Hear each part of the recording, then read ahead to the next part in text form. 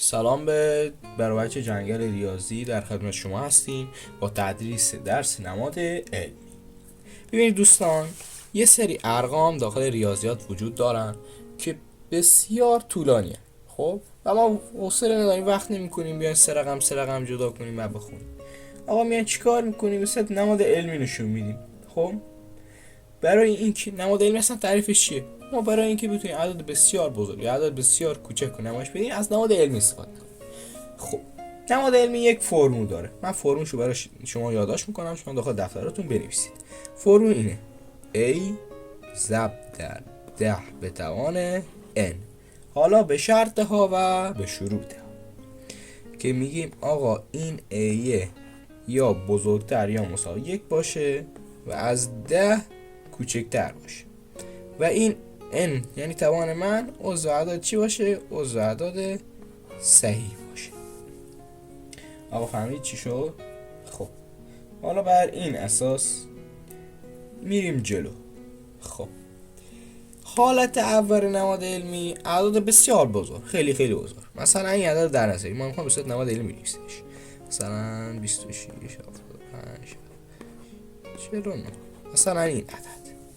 اولین قدم چیه؟ آقا من ممیزم و طوری قرار میدم که رقمی که پشت ممیزه به صورت تک رقمی قرار بگیره. درسته؟ یعنی اینجا قرار میدم. خب بعد از اینکه کار کردم میام همینو مینویسم 2 ممیز 6 به 2 ممیز 67 56 84 و 9. ضرب در چی بود تلفن؟ ضرب در 10. حالا توانش. آخه میگه آقا من توانش کجا بیارم؟ خب نگاه کنید، توان ما خب به تعداد رقم هایی بعد از ممیز مربوط میشه. میشماریم 1 2 3 4 5 6 7 تا رقم بعد ممیز دارم. گفتم این خودش بزرگه، اعداد بزرگ توانشون باید توان مثبت بدیم، به توان مثبت 7. این از این.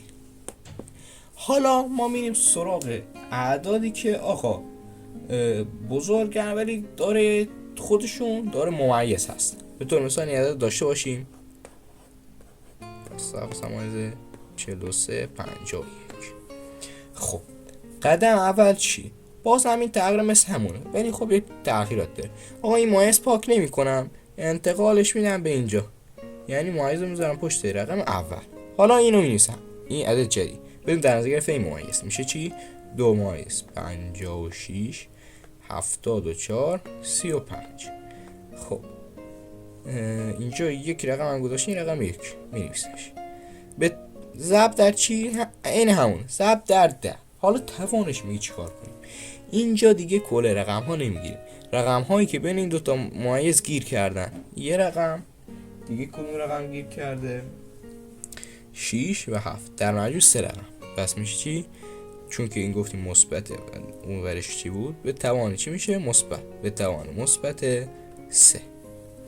این از شد حالت دوم، یعنی گفتیم عددی دارای ممیز هستش. خب حالا میریم سراغ حالت سوم. حالت سوم اعدادی هستن که خیلی کوچیکن، خیلی کوچیک. مثلا این عدد در نظر بگیرید 0 ممیز 0 0 0 0 120 مثلا 5. خب آقا میگه اینو چجوری نمایش بدم؟ اولین قدم چیه؟ این هم باز ممیزم و من باید چیکار کنم؟ جابجا کنم. بیارم اینجا پشت رقم اول میشه چی؟ 1 ممیز 25 ضرب در 10. حالا توانش اینجا دیگه به تعداد صفرهایی که قبل و بعد از ممیز قرار میگیره توجه میکنم، میشمارمشون 1 2 3 4 5 تا 5 تا صفر وجود داره. خب بس من چیکار میکنم؟ این 5 تا صفر رو به توان چند میرسه؟ اینجا توانم اینجا چون که عدد خیلی کوچیکه به توان من فیش باید برسونم که بزرگ بشه دیگه، میگیم به توان منفی 5. تمام شد و رفت. امیدوارم برای شما این مبحث هم مفید باشه. خدا نگهدار.